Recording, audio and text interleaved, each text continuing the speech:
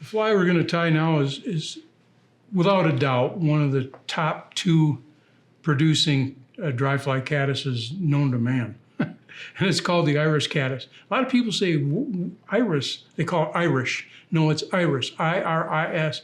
And it was named for the dubbing material that we used to use to tie this fly, which is no longer available, but the name stuck, iris. It's an extremely important pattern. It's easy to tie, it's durable, it's fast to tie, and this fly will outfish any other pupal pattern, bar none. It's, once again, we're going to use a shuck, and we're going to tie a Zelon shuck. In the failing evening light, this fly is where it really works its magic because it's so easy to see. It's easy to see, it's easy to tie, it's effective. You will catch more fish on this fly, I guarantee, when they're feeding on emerging caddis than all other flies combined, with the exception of the X-Caddis. They're two very important flies to have in your arsenal for caddis fishing. Again, we're going to use Zelon, and we're going to use a Zelon shuck.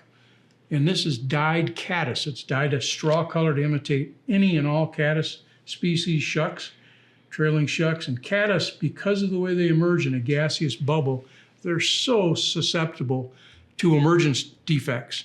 And a lot of them get caught in the shuck. They can't escape the shuck. And you'll see fish from really aggressive rises to just basically slow porpoising rises. And the reason being, there's so many of these caddis caught in their shuck, and they can casually take these emerging pupa caught in their shuck. A hydropsyche, just prior to emergence, is going to be kind of a deep, dark brown color, which is very well imitated by the pheasant tail fiber. And we're going to take off maybe 6 or 8 fibers from a pheasant tail.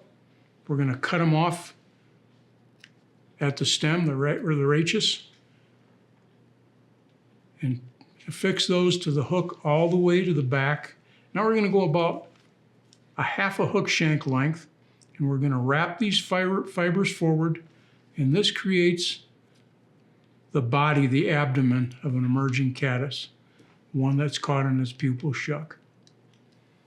Now I'm going to, in open crisscross wraps, go back to the tying point, back to the shuck, trim this off, and I'm going to add some really sparkly Zelon dubbing, and you can see the sparkle in that. Very spiky. You do not want to trim once you dub this. You want these ends in this spiky dubbing to stick out just like a natural would. Sometimes take a seine. Go into the doggone aquarium store, if your pet store, aquarium section, buy a seine for 75 cents, little bitty net, and seine right at dark. Forget the rising fish for 1 minute and take a look at these emerging pupa. They're really cool to watch, and they're very cool to imitate, and you will catch a ton of fish on this fly. Okay, with that, go forward, leaving enough room to tie in a wing, and we're going to make a loop wing of Zelon. White Zelon, cream-colored Zelon. Sometimes after dive, I use black, and people go, black? Well, take a look at how that contrasts with the steel-like nature, the sheen of the water at dark. Looks like a piece of steel. Put black out there, it really is noticeable.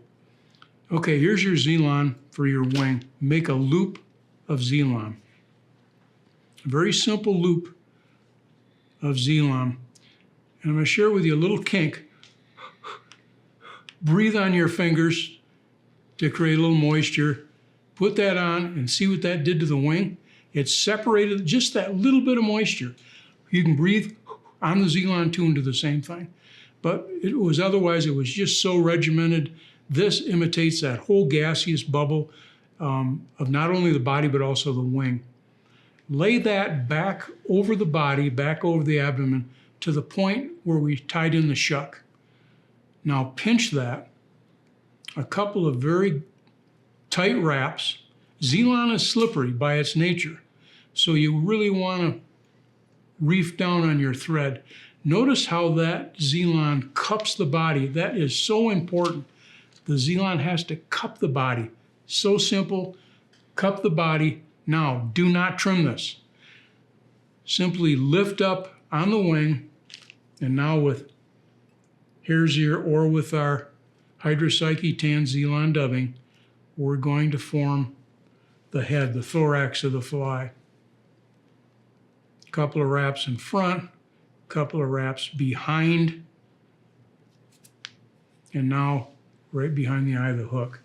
Do not trim yet. Whip finish.